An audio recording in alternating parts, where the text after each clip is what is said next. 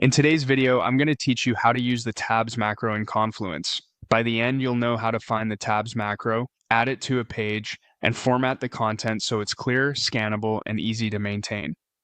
Start by opening your Confluence site. In the top navigation, open the Apps menu and choose the option to explore more apps. In the Marketplace, search for tabs. If your site doesn't already include a tabs macro, pick a trusted tabs app and install it. You might need admin permissions for this step, so check with your site admin if you don't see the install button. Next, head to the space or page where you want to use tabs and click Edit to open the page editor. Inside the editor, open the Insert menu with the / command by typing a /, then type tab. From the results, choose the tab panel macro. This adds a structured container that you can fill with content and organize into labeled tabs. Your new tab will start untitled, so give it a clear, concise name. Short, descriptive labels help readers jump to the right information.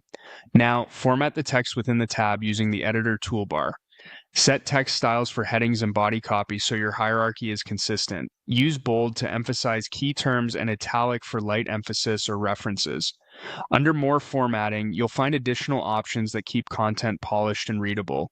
Align text with text alignment when you need callouts or centered headings, and apply text color sparingly to draw attention without reducing accessibility.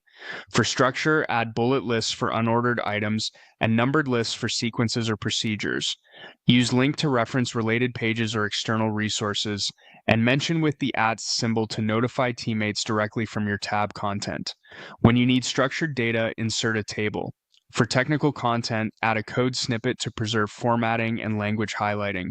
Use an info panel to call out tips, warnings, or summaries, and add a quote to highlight statements or customer feedback.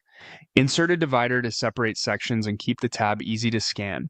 If you want to bring in additional elements, open Insert Elements again to browse more options as you build.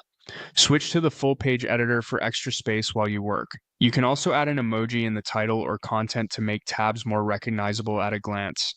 Edit your tab content until it fits your needs, then choose Insert to place the tabs on the page. That's it, your Confluence page now has organized, easy to navigate tabs.